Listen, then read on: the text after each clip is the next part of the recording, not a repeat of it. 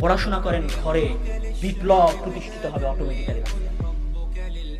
হারিয়ে যান টেবিলের মাঝে, হারিয়ে যান লাইব্রেরির বইয়ের সেলফে, তারপর ওইখান থেকে বারুদের মতো বের হন। আপনি যেদিন বারুদের মতো বের হবেন, সেই দিন এই দেশে এক নীরব অভ্যুত্থান সংঘটিত হবে। সেই দিন এই যে এলিট শ্রেণীর রাজার ছেলে রাজাদেরকে দেখছেন না, এরা কোনোদিন আর থাকবে। ওরা আপনাদেরকে শুধু বেকার হওয়ার রাস্তা বলে দিতে পারে, ওরা আপনাদেরকে শিক্ষিত হওয়ার রাস্তা কোনোদিন বলে দেয় নাই, কোনোদিন বলে দিবে না। ওরা আপনাদেরকে টাকার লোভ দেখাতে পারে, কিন্তু আপনি কিভাবে ওই ক্ষমতার মসনদ পর্যন্ত যাবেন সেই রাস্তা আপনাকে কোনোদিন দেখাই নাই, কোনোদিন দেখাবে। আপনাকে এসে শুধু বলবে আমাকে একটা ভোট দিবেন। দেখেন, ভোট আপনারা 54 বছর থেকে দিচ্ছেন।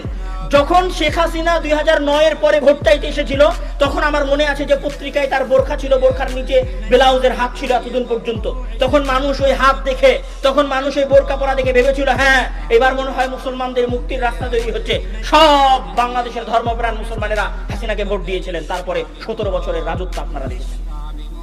তার আগে যারা ছিল 2000 সালে, তাদেরকে আপনারা ভেবেছিলেন এরা এরশাদের চাইতে ভালো হবে। তখন আপনারা তাদেরকে 95, 96 এর পরে 2000-এ আপনারা তাদেরকে ক্ষমতায় বসিয়েছিলেন।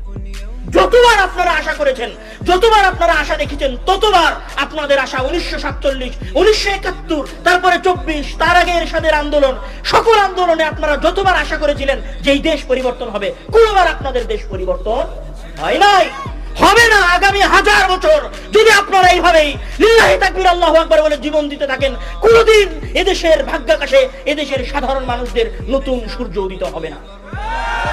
যেই দিন আপনারা জ্ঞানের বিপ্লব নিয়ে আসতে পারবেন, যেই দিন ওই চেয়ার ধরেন, কথার কথা আপনি আন্দোলন করলেন, সব করার পরে বাংলাদেশের সচিবালয়ে যেগুলো বসে আছে সব তো চোর বাটপারেরা বসে আছে।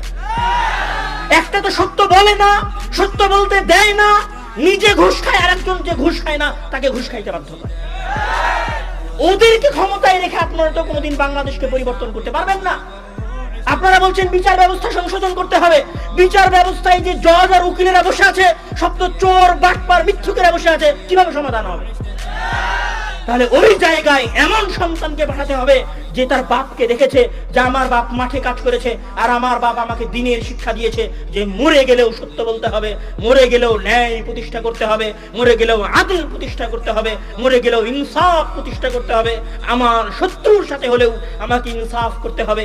এই রকম বিশ্বাস নিয়ে পড়াশোনা করে সঠিক আকীদা এবং মানহাজ রেখে যেই ছেলে ওই আন্দোলনে যাবে, যেই ছেলে ওই সচিবালয়ে যাবে, যেই ছেলে জজ এবং উকিল হবে, আজ থেকে 25 বছর পরে হলেও বাংলাদেশের ভাগ্যাকাশে নতুন আলো দিতে হবে।